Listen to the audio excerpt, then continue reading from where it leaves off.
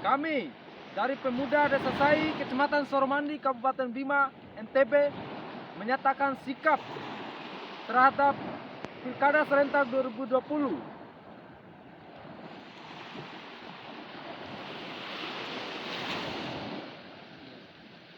Pertama, secara nasional, persentase rakyat yang mengalami kemiskinan menurut Badan Pusat Statistik Indonesia pada bulan Maret 2020 sekitar 9,78% atau 26,4 juta orang.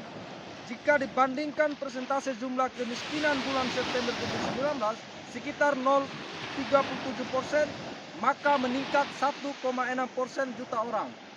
Berdasarkan data Badan Pusat Statistik, persentase angka kemiskinan periode September 2019 Maret 2020 mencapai 9,78% atau sekitar 26,42 juta jiwa.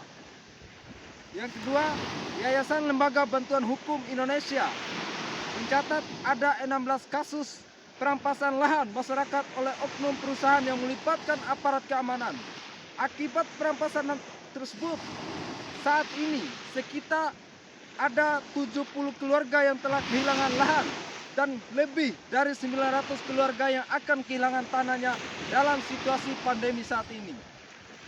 Partisipasi rakyat, mahasiswa, pemuda, dan pelajar dalam aksi beberapa bulan terakhir ini kerap mendapat tindakan represif oleh aparat TNI Polri. Ketika masa aksi Omnibus Law Cipta Kerja berbagai daerah di Indonesia mendapatkan respon berlebihan dan sampai berujung pada pemenjaraan.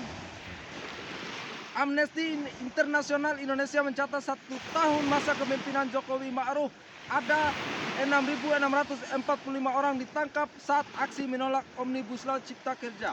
14 ditangkap dengan tuduhan menyebarkan berita bohong dan 440 luka-luka karena tindakan represif aparat di 19 provinsi. Pemilihan kepala daerah pilkada tepat pada 19 Desember 2020 yang akan dilaksanakan di seluruh provinsi di Indonesia.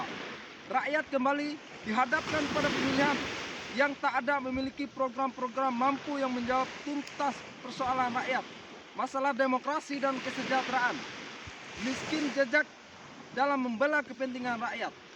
Maka dari itu kami melihat bahwa dalam pilkada akan melahirkan pemimpin yang tidak pro rakyat dari cacatnya demokrasi. Dan yang kedua, pilkada serentak 2020 hari ini dimanfaatkan oleh partai-partai politik berjuis untuk kepentingan kelompoknya. Dan yang ketiga, pilkada serentak 2020 sebagai ajang persaingan modal bisnis. Maka selain dari itu, kami menyerukan agar setiap kelompok demokratik membela HAM, lingkungan, masyarakat adat, LGBT, jurnalis, buruh tani, dan seluruh kaum muda untuk terus melakukan konsolidasi dan menyatukan diri dalam wadah persatuan. Wadah persatuan seperti apa? Persatuan yang menghormati perbedaan pendapat dan menghargai gagasan ilmiah, objektif, progresif, dan revolusioner.